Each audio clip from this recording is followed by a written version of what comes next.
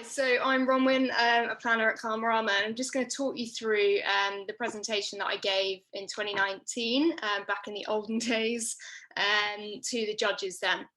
So I think before I start that, just wanted to say that when you're kind of thinking about what you're going to put in that presentation and what you're going to share in that, there's a lot of decisions to make, because it is only 5 minutes, so it is super condensed. And I actually decided that the judges had seen the strategy, they'd read the strategy, they knew the story, they knew the kind of narrative of it. And I was just going to land some key points that I really wanted them to remember about my paper. So a slightly different kind of way of presenting to how we kind of usually do strategic presentations, but yeah, it's just to kind of fit it into that time. So my paper was based around a theme of the power of the unexpected and using the power of unexpected. So my presentation was all around how strategy helped the British Army embrace unexpected thinking to win. So going back to the brief and the starting place of this, there was a scary sense when we began on the kind of process of finding our strategy that this brief has been around for so many years, so many planners before me had seen it, and there was a scary sense there were like no new insights to find, no new strategies to write. But what we faced in 2019 were some kind of significant challenges that meant that we really needed that more than ever.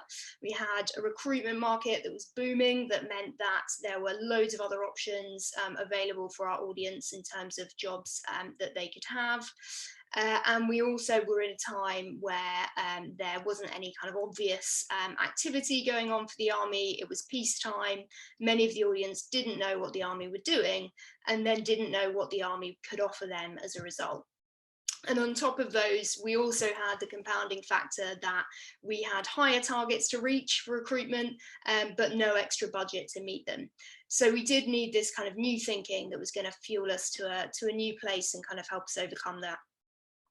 So looking at what we'd seen in the work that had gone before and the kind of campaigns that had gone before us, they'd often focused on a truth about army life. So whether it's the roles the army offers you, the adventure you get in the army, the action you find in the army. So we decided to look beyond just what the army offered and look into kind of the culture outside of that and what was happening in that place to find our insight. And what we found was this sort of tension at play where we had this young generation who are really driven to achieve things in their lives. They had high ambitions and they were driven to kind of make a difference. But they were in this society that was overlooking their potential and undervaluing them. So many employers were kind of not seeing that full potential, and they were offering them jobs that didn't feel like they had a lot of meaning. And then the media and society more broadly was kind of labeling this generation as this sort of self-obsessed, selfie-taking snowflakes. So this tension kind of led us to our strategy that in this modern day Britain that was overlooking and undervaluing this generation, the army offered something really different because they've always been an organisation that spots the potential in every young person. So this took us to our strategy, the new strategy for the old problem, to stand up for our audience in a society that puts them down by showing how the army valued them and made the most of their potential. So this strategic thinking led us to some provocative creative work. We had a campaign that essentially wanted to show how the army spotted potential and saw beyond the stereotypes that society was putting on them. So we used the power of provocation in the comms planning. So these posters were launched at the beginning of the campaign, and those were used to really drive a conversation and get earned conversation, earned media that would kind of get us that mass awareness that we needed to kick off the campaign. So that was then underpinned with a number of other elements to the plan that obviously kind of inspired, engaged, and informed our audience about the army and army life. So this campaign was something that obviously had a lot of surprise in it, and it had a lot of tension. It was tackling these stereotypes pretty head on. So we had a kind of task on our hands in that we needed to kind of work with the army and work, you know, up to a minister level to help them sort of prepare for what was going to happen when it launched. So it's quite tricky to convince any of our clients to lean into the power of debate, but obviously with a government organisation, that was particularly tricky. So we worked really closely, the strategy team worked really closely with our clients at Capita and the army to kind of get it up, all of the ranks in the army up to that minister level, to explain the thinking, to tell them, why we were doing this and why we were pushing into this provocative space, and then get them ready for that debate that was going to launch. So that did of course happen. There was this massive impact when the work came out. So the first week had kind of hundreds of pieces of coverage all around the world. There's this massive debate that sparked, that got us this massive earned reach that really took that message much further than the media budget, and got the impact much further than we could have afforded with just our budget alone. But of course, it wasn't about media reach, it was about applications.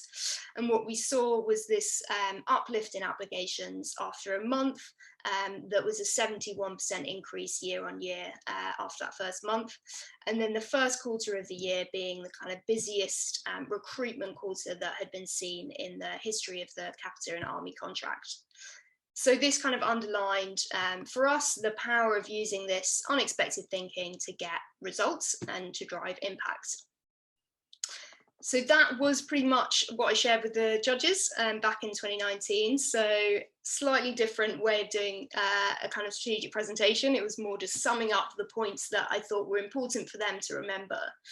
And in terms of kind of a few tips and things that might be helpful in writing papers and then getting to the presentation stage as well. A couple of things that have come to mind for me over the last kind of week or so, last week thinking about this. One is there's a tendency when you get into writing your papers to, just kind of scrabble around with all the different things you want to say. And one thing I think is really helpful, which goes back to the point Charlie was making about distilling it down, boiling it down, is kind of thinking about that one point that you want to make. What's the one point you want your paper to be remembered for? So that was something that I thought that I found kind of helpful in doing that discipline. And then the other for me was don't just make it right and interesting. We're all planners, we all need that logic to be kind of baked into the story, and your story does definitely need to have that logic running through it. But also kind of important to keep in mind that you want to engage the audience, you want them to be interested in what you're saying. So having that drama, having that tension throughout it is obviously going to help them keep that interest. And then the last one that I remember hearing actually in, I think, the equivalent presentation 2 years ago, when Vicky Holgate said that there will be a moment through this process where you think, I can't go on, I can't keep doing this. You've had so many rounds of feedback and you don't know how you're going to kind of keep going, but you just got to keep that faith and keep focused on getting to the deadline and making it through.